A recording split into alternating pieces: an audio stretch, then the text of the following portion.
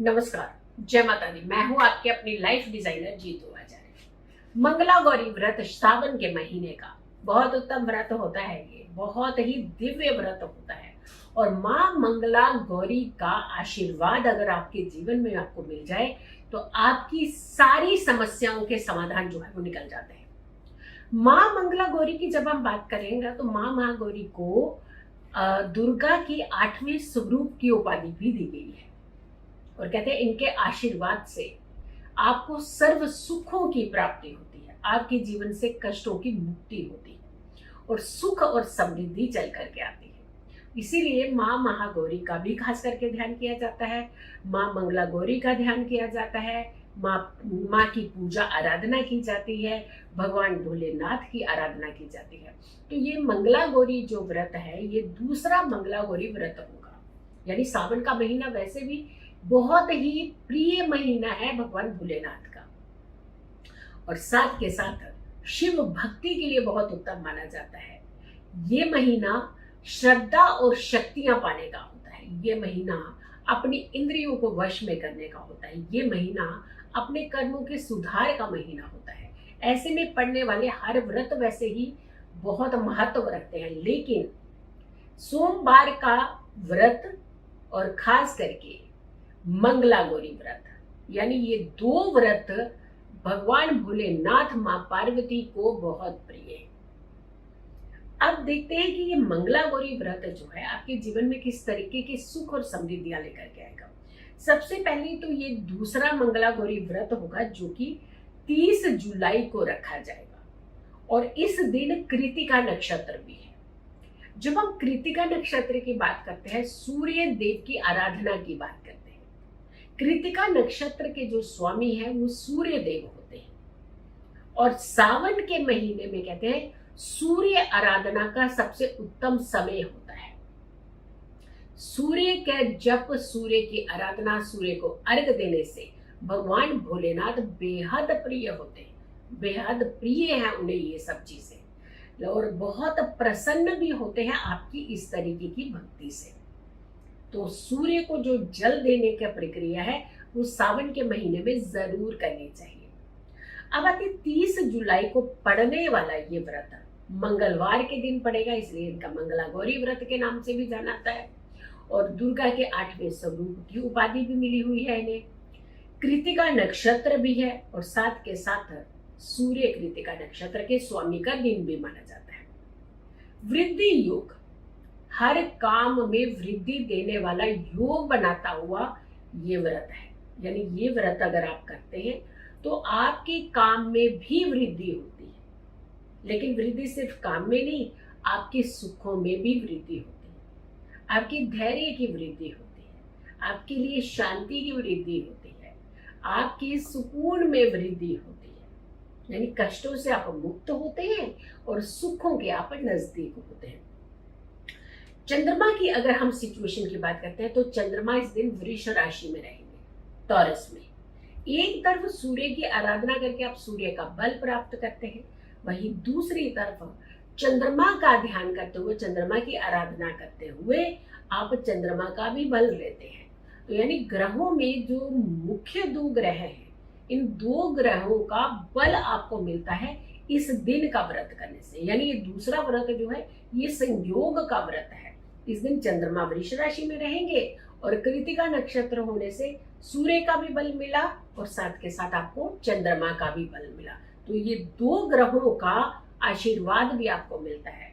यानी शिव का आशीर्वाद भी मिला, माँ पार्वती का आशीर्वाद भी मिलता है और भगवान शिव की आराधना में जब आप लीन होते हैं तो आपकी एनर्जी बड़ी पॉजिटिव होती है। तो कुल मिलाकर के ये व्रत आपको बहुत सिद्धियां देने वाला है, आपको सुख देने वाला है, आपके जीवन में वृद्धि का व्रत होगा और साथ के साथ वृष राशि का चंद्रमा होने से आपको चंद्रमा का भी बल मिल जाएगा। यानी ग्रह भी शांत होंगे और भक्ति भी होगी, कर्म भी सुधर गए और अपने जो मनोबल को बढ़ाने के साथ साथ आपकी शक्तियां प्रदान करने वाला व्रत भी होता है।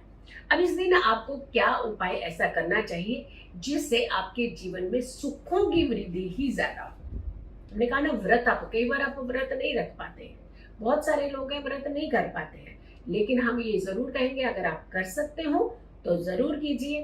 कहते हैं सप्ताह में एक दिन वैसे भी अपने नर्व सिस्टम को भी स्ट्रॉन्ग रखना चाहिए, उसके लिए एक्सेस फूड जो हम कहते हैं डिटॉक्स की बात करते हैं, तो इस एक दिन व्रत रखने से वैसे भी आपकी बॉडी जो है वो डिटॉक्स होती है। लेकिन जब आप व्रत रखते हैं और खास समय खास मौके में रखते हैं व्रत, तो उससे आपको भगवान की शक्तियां भी मिलती हैं। किसी भी क्षमता, कहते हैं ना, आपके अंदर अगर क्षमता है किसी भी समस्या से लड़ने की, तो आपके पास समाधान तुरंत निकल जाते हैं। अब ये मंगला गौरी जो व्रत है ये सुहागिन स्त्रियां खास करके रखती हैं, लेकिन बहुत सारी कन्याएं योग्य वर की प्राप्ति करने के लिए भी इस व्रत को रखती हैं। अगर आपने मेरी वैसे बहुत सारी वीडियोस मैंने सावन के महीने की डाली है, 2 वीडियो तो ऑलरेडी सोमवार की डाल चुकी हूँ। उसमें हमने एक धागे का उपाय भी बताया है जिससे आप करने से आपकी शादी के योग खुल जाते हैं, और ये 5 सोमवार लगातार उपाय करना होता है। ऐसे मंगला गौरी व्रत भी आपको बहुत सुकून और समृद्धि और खुशियां देने वाला व्रत है। ये आपने एक गौरी शंकर रुद्राक्ष लेना है और साथ के साथ एक लेना है पंचमुखी रुद्राक्ष। जो पंचमुखी रुद्राक्ष है वो एक नहीं, उसे जोड़े में लेना आपने, यानी 2 पंचमुखी रुद्राक्ष हुए और एक हो गया गौरी शंकर रुद्राक्ष। आपने एक लाल रंग की चुनरी लेनी है, उसमें गौरी शंकर रुद्राक्ष और साथ के साथ 2 पंचमुखी रुद्राक्ष, ये आपने बीचों बीच में सेंटर में रखने हैं, यानी चुनरी के सेंटर में, और उसे बांध लेना है किसी धागे से। फिर 4 कोने जो चुनरी के होते हैं, हर कोने में आपने एक एक बेलपत्ता डाल देना है, और बेलपत्ता भी देखिएगा 3 पत्तियों वाला बेलपत्तर होता है, और उसमें खास करके ये ध्यान रखने की जरूरत होती है कि खंडित नहीं होना चाहिए, किसी भी तरीके से टूटा कटा हुआ नहीं होना चाहिए। 3-3 पत्तियों वाला एक एक बेलपत्र। तो जो आपकी महिलाओं के, वो तो ये बड़ी टेक्निक जो है बड़ी अच्छे से आती है, जैसे चुनरी का एक शोर हो गया और दूसरा शोर हो गया। देखिए आप, मैं आपको साथ के साथ इसलिए बता रही हूँ, तो ये 2 शोर हो गए चुनरी के, है ना। ऐसे ही दूसरी साइड की भी चुनरी का एक शोर हो गया और ये दूसरा शोर हो गया, तो टोटल बन गए 4। सेंटर में तो आपने रुद्राक्ष बांध दिया, 2 तरह के रुद्राक्ष होंगे इसमें, पंचमुखी 2 रुद्राक्ष होंगे और एक होगा गौरी शंकर रुद्राक्ष। और फिर जो कोने 4 आपके दुपट्टे के हैं, चुनरी के हैं, आपके नहीं, जो माता रानी को आप अर्पित करने वाले हैं। लाल रंग की चुनरी रखिएगा, प्लेन गोटा वाली सब आप रख सकते हैं, किनारी वाली चुनरी होती है वह भी रख सकते हैं, लेकिन जो आपकी श्रद्धा भाव है वो आप रखिएगा। ये चुनरी जो है, इसमें बीचों बीच आपने लाल धागे के साथ, जैसे आपने ये रुद्राक्ष डाले, मान लीजिए रुद्राक्ष डाल के इसको ऐसे करके, तो एक चुनरी से इसको धागे को बांध लीजिएगा। वो आपने 4 कोनों में एक एक बेलपत्र, सेंटर में आपका एक गौरी शंकर रुद्राक्ष और साथ के साथ 2 पंचमुखी रुद्राक्ष, ये आपने माँ पार्वती को अर्पित करने हैं। माँ महागौरी का भी ध्यान कीजिएगा और भोलेनाथ का ध्यान कीजिएगा और माँ पार्वती के आगे अर्जी लगा दीजिएगा। जो भी समस्या से आप पीड़ित हैं, जिस भी समस्या से आप पीड़ित हैं, आप वो समस्या भी माँ पार्वती के आगे रख दीजिएगा और बोल दीजिएगा कि मेरी इस समस्या का समाधान निकालिए।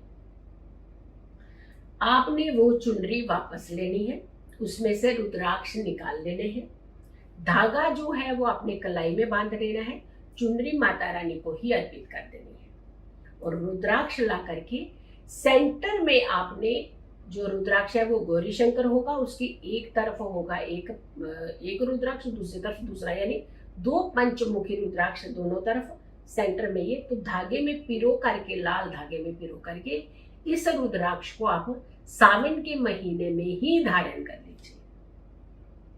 चाहे आपको शारीरिक रोग हो रहे हो, मानसिक कष्ट हो रहा हो, शादी के योग नहीं बन पा रहे हो, शादी में समस्या आ रही हो, पारिवारिक लाइफ में समस्या आ रही हो, किसी भी तरीके की जो परेशानियां हो रही हो, वो सारी परेशानियां आपकी दूर हो सकती है।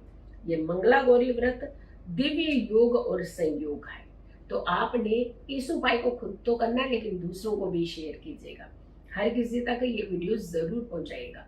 अगर आपने मेरे चैनल को सब्सक्राइब नहीं किया है तो जरूर कीजिएगा। वीडियो को ज्यादा से ज्यादा लोगों तक जरूर पहुंचाइएगा और मेरी आने वाली हर वीडियो को जरूर देखें।